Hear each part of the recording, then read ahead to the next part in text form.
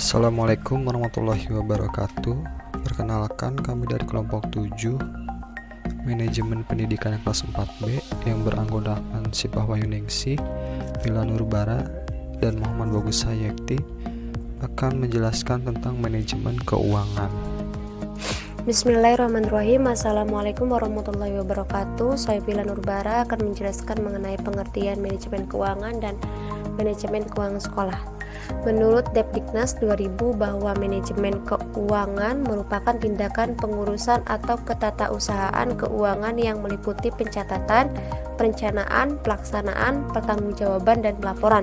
Dengan demikian, manajemen keuangan sekolah dapat diartikan sebagai rangkaian aktivitas mengatur keuangan sekolah mulai dari perencanaan, pembukuan, pembelanjaan, pengawasan, dan pertanggungjawaban keuangan sekolah.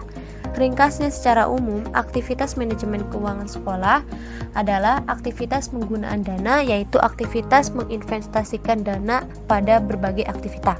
Aktivitas perolehan dana yaitu aktivitas untuk mendapatkan sumber dana baik dari sumber dana internal maupun sumber dana eksternal sekolah. Aktivitas pengelolaan aktivitas yaitu setelah dana diperoleh dan dialokasikan dalam bentuk aktivitas, dana harus dikelola seefisien mungkin. Komponen utama manajemen keuangan terdapat 5, yaitu prosedur anggaran, prosedur akuntansi keuangan, pembelajaran penggunaan dan prosedur pendistribusian, prosedur investasi, dan prosedur pemeriksaan. Mengenai prinsip-prinsip manajemen keuangan, yaitu terdapat 4. Yang pertama, transparan. Transparan berarti adanya keterbukaan dalam manajemen keuangan lembaga pendidikan, yaitu keterbukaan sumber keuangan dan jumlahnya, rincian penggunaan dan pertanggungjawabannya harus jelas sehingga bisa memudahkan pihak-pihak yang berkepentingan untuk mengetahuinya. Yang kedua yaitu akuntabilitas. Akuntabilitas di dalam manajemen keuangan berarti penggunaan uang sekolah dapat dipertanggungjawabkan sesuai dengan perencanaan yang telah ditetapkan. Yang ketiga, adanya efektivitas. Keefektifan itu dicirikan oleh hasil yang berkualitas atau characterized by qualitative outcomes. Manajemen keuangan dikatakan memenuhi prinsip efektivitas kalau kegiatan yang dilakukan dapat mengatur keuangan untuk membiayai aktivitas dalam rangka mencapai tujuan lembaga yang bersangkutan dan kualitatif outcomes-nya sesuai dengan rencana yang telah ditetapkan. Yang keempat yaitu efisiensi. Efisiensi adalah perbandingan yang terbaik antara masukan input dan keluaran output atau antara daya dan hasil. Untuk itu, tujuan manajemen keuangan yaitu yang pertama, meningkatkan efektivitas dan efisiensi penggunaan keuangan sekolah. Yang kedua, meningkatkan akuntabilitas dan transparansi keuangan sekolah. Yang ketiga, meminimalkan penyalahgunaan anggaran sekolah. Itu untuk tujuan manajemen keuangan. Sementara untuk fungsi dari manajemen keuangan yang perlu kita jalankan yaitu pertama, perencanaan keuangan.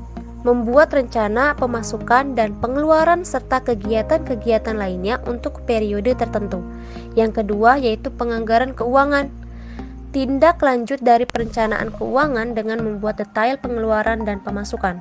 Yang ketiga yaitu pengelolaan keuangan, yaitu menggunakan dana sekolah untuk memaksimalkan dana yang ada dengan berbagai cara. Yang ketiga yaitu yang keempat maksudnya pencarian keuangan, mencari dan mengeksploitasi sumber dana yang ada untuk mengoperasional kegiatan sekolah. Yang kelima yaitu penyimpanan keuangan, yaitu mengumpulkan dana sekolah serta menyimpan dan mengamankan dana tersebut. Yang keenam yaitu pengendalian keuangan, melakukan evaluasi serta perbaikan atas keuangan dan sistem keuangan pada sekolah. Yang ketujuh yaitu pemeriksaan keuangan, melakukan audit internal atas keuangan sekolah yang ada agar tidak terjadi penyimpangan. Dan yang terakhir yaitu pelaporan keuangan, penyediaan informasi tentang kondisi keuangan sekolah sekaligus sebagai bahan evaluasi. Sekarang saya akan menjelaskan mengenai manajemen keuangan sekolah. Pola umum keuangan sekolah, yaitu yang pertama. Biasanya yang kita ketahui bahwa pola umum keuangan sekolah itu biasanya bersangkut paut dengan manajemen pembayaran SPP, manajemen keuangan yang berasal dari negara atau pemerintah, dan lain-lain. Lain-lain di sini yaitu sudah menjadi hal yang umum bahwa guru atau karyawan sering mempunyai sangkut paut tersendiri dalam hal keuangan, terutama gaji. Dalam hubungan ini misalnya kegiatan arisan di sekolah, koperasi antar guru, dan lain-lain. Lalu yang kedua yaitu kepala sekolah sebagai manajer. Seorang manajer keuangan dalam suatu sekolah harus mengetahui bagaimana mengelola segala unsur dan segi keuangan. Hal ini wajib dilakukan karena keuangan merupakan salah satu fungsi penting dalam mencapai tujuan sekolah. Unsur manajemen keuangan harus diketahui oleh seorang manajer. Misalkan saja seorang manajer keuangan tidak mengetahui apa-apa saja yang menjadi unsur-unsur manajemen keuangan, maka akan muncul kesulitan dalam menjalankan suatu sekolah tersebut. Tugas manajer keuangan antara lain: manajemen untuk perencanaan perkiraan, manajemen memusatkan perhatian pada keputusan investasi dan pembiayaan, manajemen kerjasama dengan pihak lain, dan yang terakhir yaitu penggunaan keuangan dan mencari sumber dananya. Yang ketiga yaitu sumber dan pengeluaran keuangan sekolah. Sumber keuangan dan pembiayaan pada suatu sekolah secara garis besar adalah meliputi dari dana dari pemerintah, yaitu yang pertama, dana dari pemerintah disediakan melalui jalur anggaran rutin dalam daftar isian kegiatan atau disingkat dengan DIK yang dialokasikan kepada semua sekolah untuk setiap tahun ajaran. Dana ini lazim disebut dana rutin. Yang kedua, dana dari orang tua siswa. Pendanaan dari masyarakat ini dikenal dengan istilah iuran komite. Besarnya sumbangan dana yang harus dibayar oleh orang tua siswa ditentukan oleh rapat komite sekolah. Yang ketiga yaitu dana dari masyarakat. Dana ini biasanya merupakan sumbangan sukarela yang tidak mengikat dari anggota-anggota masyarakat sekolah yang menaruh perhatian terhadap kegiatan pendidikan di suatu sekolah. Yang keempat yaitu dana dari alumni. Bantuan dari para alumni untuk membantu peningkatan mutu sekolah dan mutu sekolah tidak selalu dalam bentuk uang, misalnya buku-buku, alat, dan perlengkapan belajar. Namun dana yang dihimpun oleh sekolah dari para alumni merupakan sumbangan sukarela. Yang kelima yaitu dana dari peserta kegiatan. Dana ini dipungut dari siswa sendiri atau anggota masyarakat yang menikmati pelayanan kegiatan pendidikan tambahan atau ekstrakurikuler seperti pelatihan komputer, kursus bahasa Inggris, atau keterampilan lainnya. Dan yang terakhir yaitu dana dari kegiatan wirausaha sekolah. Ada beberapa sekolah yang mengadakan kegiatan usaha untuk mendapatkan dana. Dana ini merupakan kumpulan hasil berbagai kegiatan wirausaha sekolah yang pengelolaannya dapat dilakukan oleh staf sekolah atau para siswa, misalnya koperasi, kantin sekolah, bazar tahunan, wartel, usaha fotokopi, dan lain-lain. Selanjutnya kita masuk ke penyusunan dan pengembangan RAPBS yang di dalamnya ada 6 pokok pembahasan, yaitu membentuk tim penyusun RAPBS, melakukan analisis strategi sekolah, menetapkan visi, misi, dan tujuan, pola perencanaan RAPBS, penyusunan RAPBS, dan langkah-langkah menyusun RAPBS. Yang pertama, membentuk tim penyusun RAPBS. Langkah-langkah penyusunannya adalah: langkah pertama, kepala sekolah mensosialisasikan rencana penyusunan RAPBS. Langkah kedua, menyusun tim melalui rapat yang dihadiri oleh kepala sekolah, semua wakasek, semua guru, semua tenaga kependidikan, dan komite sekolah. Langkah ketiga, tim penyusun RAPBSKS melakukan koordinasi, konsolidasi, dan musyawarah menyusun rincian tugas-tugas masing-masing bagian. Langkah keempat, kepala sekolah menerbitkan surat keputusan tim penyusun RAPBS dan melaporkan ke Dinas Pendidikan Kabupaten atau Kota. Yang kedua, melakukan analisis strategis sekolah. Dengan melakukan analisis strategis sekolah, tim penyusun RAPBS akan mempunyai gambaran tentang kemana sekolah akan dikembangkan. Dalam analisis lingkungan strategis sekolah, pihak sekolah melakukan kajian tentang faktor-faktor eksternal sekolah yang perlu diperhatikan dalam penyelenggaraan pendidikan. Berbagai faktor tersebut antara lain mencakup kondisi sosial, ekonomi masyarakat, geografis lingkungan sekolah, demografis masyarakat sekitar, kondisi perpolitikan, kondisi keamanan lingkungan, perkembangan globalisasi, perkembangan iptek, tuntutan masyarakat dan bangsa, dan regulasi atau kebijakan pemerintah pusat dan daerah. Yang ketiga, menetapkan visi, misi, dan tujuan. Yang pertama, merumuskan visi sekolah. Visi adalah gambaran ideal untuk masa depan yang diinginkan oleh sekolah. Gambaran masa depan harus didasarkan pada landasan yuridis. Yang kedua, merumuskan misi sekolah.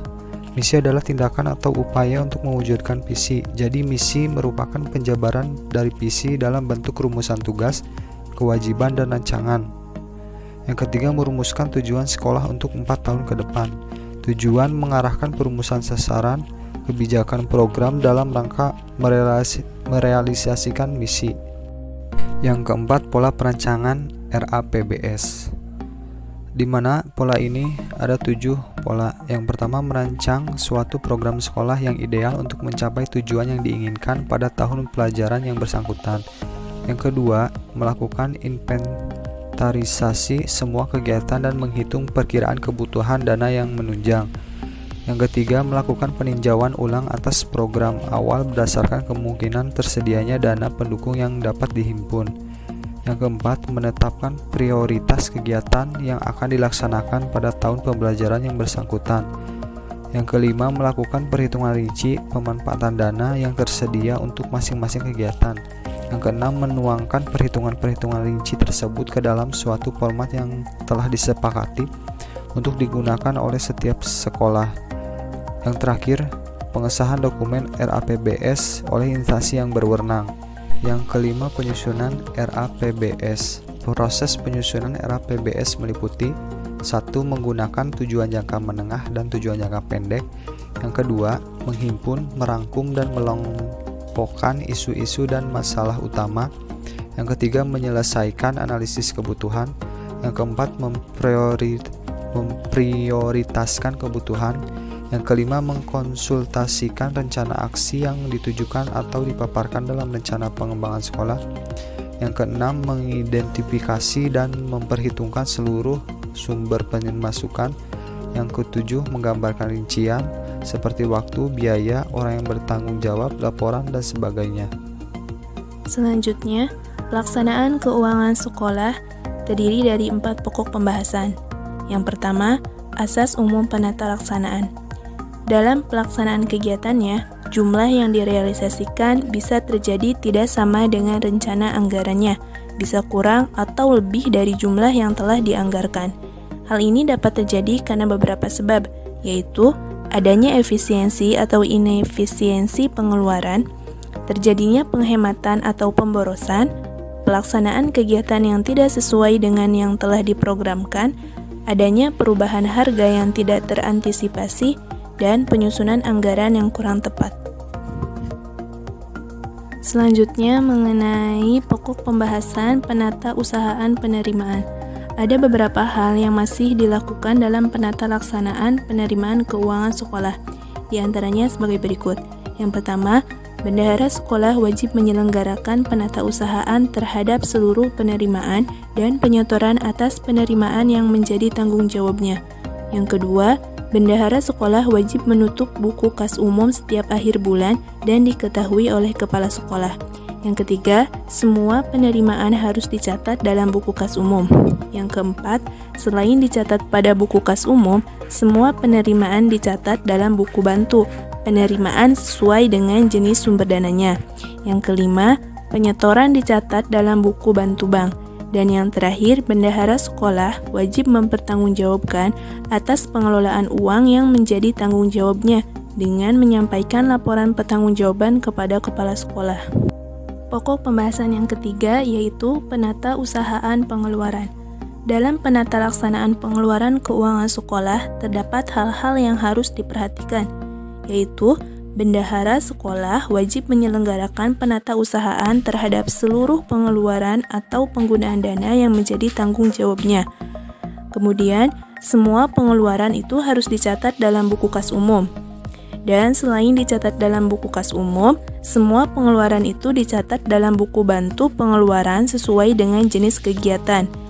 Lalu, Bendahara sekolah wajib mempertanggungjawabkannya atas penerimaan dan pengeluaran dana yang menjadi tanggung jawabnya kepada kepala sekolah, paling lambat itu tanggal 10 bulan berikutnya.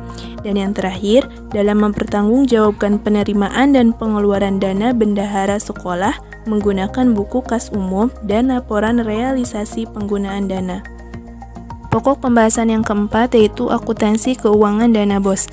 Yang pertama, ada sasaran program dan besar bantuan.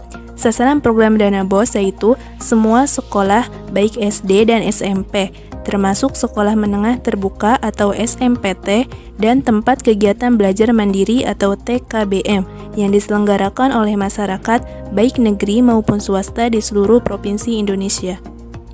Yang kedua yaitu mengenai penggunaan dana BOS. Tata cara penggunaan dan pertanggungjawaban dana BOS akan diuraikan untuk setiap komponen yang diperbolehkan didanai oleh dana BOS, yaitu diantaranya pembiayaan seluruh kegiatan dalam rangka penerimaan siswa baru. Ada pula mengenai pembelian buku referensi untuk dikoleksi di perpustakaan atau pembelian buku teks pelajaran untuk dikoleksi di perpustakaan. Dan juga mengenai pembiayaan kegiatan pembelajaran remedial, pembelajaran pengayaan, olahraga, kesenian, karya ilmiah remaja, pramuka, palang merah remaja, dan sejenisnya, atau bahkan mengenai pengembangan profesi guru, dan masih banyak lagi lainnya. Selanjutnya, evaluasi keuangan sekolah. Di dalam evaluasi keuangan sekolah ini, terdapat 3 pokok pembahasan. Yang pertama, pola umum evaluasi. Pada tahapan evaluasi, kepala sekolah wajib menyampaikan laporan di bidang keuangan, terutama mengenai penerimaan dan pengeluaran keuangan sekolah. Pengevaluasian dilakukan setiap triwulan atau per semester. Dana yang digunakan akan dipertanggungjawabkan kepada sumber dana. Jika dana tersebut diperoleh dari orang tua siswa, maka dana tersebut akan dipertanggungjawabkan oleh kepala sekolah kepada orang tua siswa. Pembahasan yang kedua yaitu mengenai pola pengawasan keuangan sekolah. Pengawasan keuangan di sekolah dilakukan oleh kepala sekolah dan instansi vertikal di atasnya, serta aparat pemeriksa keuangan pemerintah. Terkait dengan pengawasan dari luar sekolah, kepala sekolah bertugas mengarahkan semua unsur yang terkait dengan materi pengawasan, agar menyediakan data yang dibutuhkan oleh pengawas. Dalam hal ini, kepala sekolah mengkoordinasikan semua kegiatan pengawasan sehingga kegiatan pengawasan berjalan lancar. Pembahasan yang ketiga yaitu mengenai pola pelaporan keuangan sekolah. Pelaporan dan pertanggungjawaban anggaran yang berasal dari orang tua siswa dan masyarakat dilakukan secara rinci dan transparan sesuai dengan sumber dananya. Pelaporan dan pertanggungjawaban anggaran yang berasal dari usaha mandiri sekolah dilakukan secara rinci dan transparan kepada Dewan Guru dan staf sekolah. Terima kasih telah mendengarkan dan memperhatikan presentasi dari kelompok kami. Sekian, kurang lebihnya mohon maaf. Wassalamualaikum warahmatullahi wabarakatuh.